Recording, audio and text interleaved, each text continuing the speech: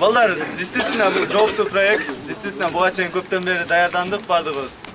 Көптөн бери даярдануушубуз үчүн эме кылып аттык эле бүт башка мамлекеттерден келип атышат. Биз как волонтерлор всегда кайсыл жерлерде болбосун көрүнбөгөн жумуш аткарабыз. По-любому Кыргызстан жүзү болуп эсептелинет да волонтерлор. Ошол себептен ар бир жасап аткан жумушуңарга бир жоопкерчилик менен мамиле жасагыла. Себеп дегенде биз Кыргызстанды представлять этип атабыз. Жүзү болуп көрсөтүп атабыз. Азыр мындай кылабыз, жолдон такыр токтойт, боомдон бир жолу токтойт. Азыр экиге бөлүнүп отурабыз. Кураторлор ошондо бул биринчи автобуска Дастан, Өмүр, Сүймөнкул, Азаматтын командасы отурат. И белектики. Анан Нурсултан, Улук, Нурхан, Абай бул жакка отурат.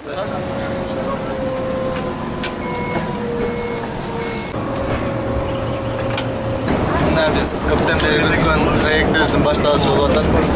Азыр бул Бишкек шаарынан ыктыярчылар өзүнүн каалоосу менен ушундай лидер жаштар клубунун мүчөлөрү көлгө карай аттандык.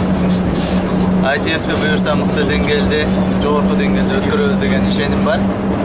Ушул проекттин жыйынтыгы бул Кыргызстаныбыз үчүн бир чоң поток туристтерди алып келет деген ишеничтебиз.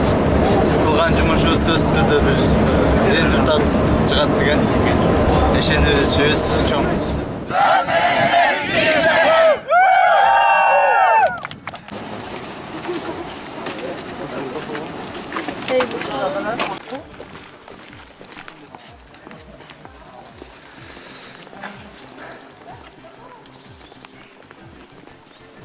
Саламатсыздарбы?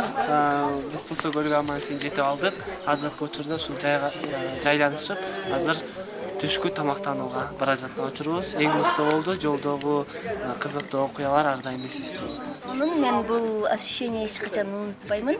Мен үчүн эң жакшы күндөрдүн бири болду десем адашпайм, жаңылышпаймын.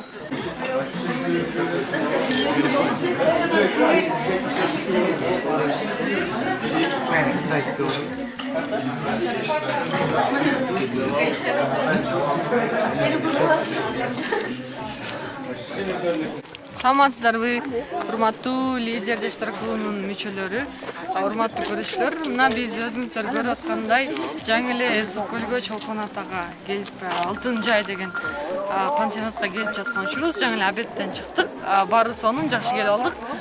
Эми бул жакка айтиев, башкача айтканда көлдө международный ярмарка болгондон, ушул ярмаркага атайын биздин ошо лидер жаштар клубун партнер кылып тандап алышкан. Ошол жакта атайын стендтер болуп жүрөбүз. Анда эмесе барыңыздарга ийгилик.